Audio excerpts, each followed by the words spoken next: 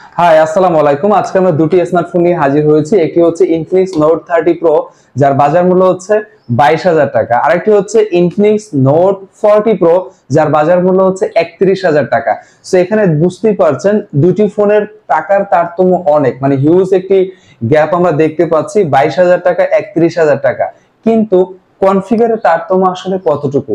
কোন ফোনটি রেখে কোন ফোনটি পারচেজ করা আসলে যৌক্তিক হবে, ভ্যালু ফর মানি মানে পয়সা উসুল করার মতো স্মার্টফোন, সেটা নিয়ে বিস্তার আজকে আলোচনা করব। আপনারা দেখছেন আপনাদের প্রিয় channel Arif Bangla, it's me Arif. So নতুন হলে অবশ্যই সাবস্ক্রাইব করতে ভুলবেন না, পাশে থাকা বেল বাটন প্রেস করে দিবেন। চলেন ভিডিও শুরু করি। Alright, very good. দুটি স্মার্টফোন দুই পাশে রেখে দিই। সো ফোনটা যদি আমরা একটু হাতে নিই, ডিজাইন নিয়ে যদি কথা বলতে হয়, Infinix Note 30 Pro এই স্মার্টফোনের ব্যাক প্যানেলে আমরা পাচ্ছি গ্লাস ফিনিশিং এবং বক্সি শেপ হওয়ার কারণে হ্যান্ডফিলটা আমরা দুর্দান্ত পাচ্ছি।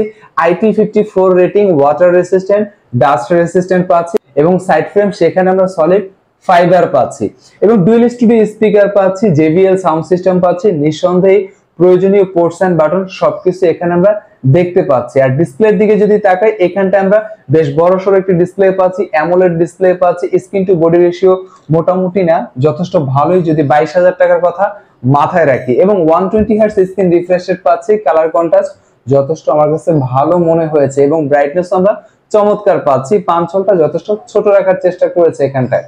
বাট অন্যদিকে যদি আমরা Infinix Note 40 Pro দিকে তাকাই, এখানটায় ব্যাক প্যানেলে আমরা গ্লাসের ফিল পাবো এবং সাইড ফ্রেম সেখানে প্লাস্টিক পাচ্ছি এবং কার্ভ ডিসপ্লে হওয়ার কারণে হ্যান্ডফিলটা দুর্দান্ত ছিল।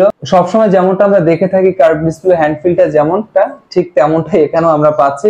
এখানে বেশ বড়সড় একটি display, 120 hertz screen refresh rate, AMOLED পাচ্ছি এবং curve display. Screen to body ratio যথেষ্ট ন্যারো রাখার চেষ্টা করেছে এবং JBL sound system, dual studio speaker.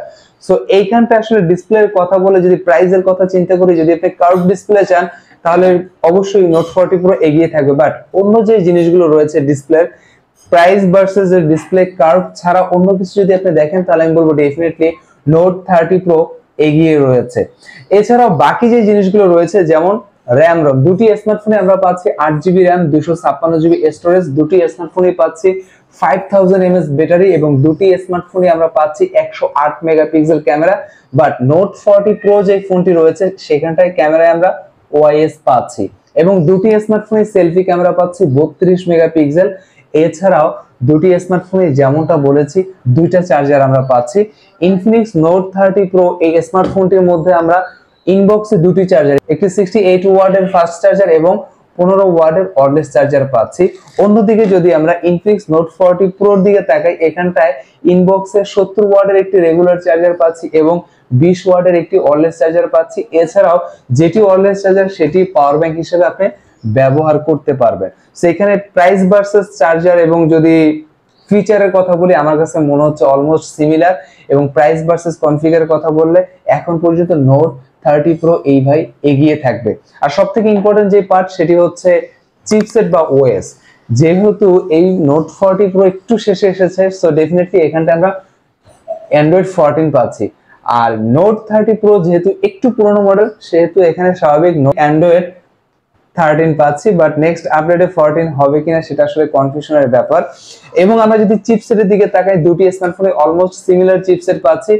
Note 30 Pro যেখানে আপনাকে দিচ্ছে MediaTek Helio G99 এর একটি চিপসেট 6nm এর আর্কিটেকচার, সেখানে Infinix Note 40 Pro আপনাকে G99 দিচ্ছে, বাট শেষে আলটিমেট লেখা রয়েছে। আমরা যদি এখন ভিডিওর শেষে কথা বলি আসলে কোন ফোনটি যৌক্তিক এই প্রাইস পয়েন্টে, তাহলে আমি বলবো আপনি যদি কার্ভ ডিসপ্লে একটু স্কিপ করতে পারেন বা ডিজাইনটা যদি আপনি একটু স্কিপ করতে পারেন, তাহলে নিঃসন্দেহে আপনি দেখতে পারেন Infinix Note 30 Pro এই স্মার্টফোনটি। কারণ দুটি স্মার্টফোনে আমরা 8GB RAM, 256GB স্টোরেজ পাচ্ছি, 108 মেগাপিক্সেল ক্যামেরা পাচ্ছি, সেলফি পাচ্ছি 32 মেগাপিক্সেল ক্যামেরা। যেমনটা বলেছি dual studio speaker, AMOLED display পাচ্ছি।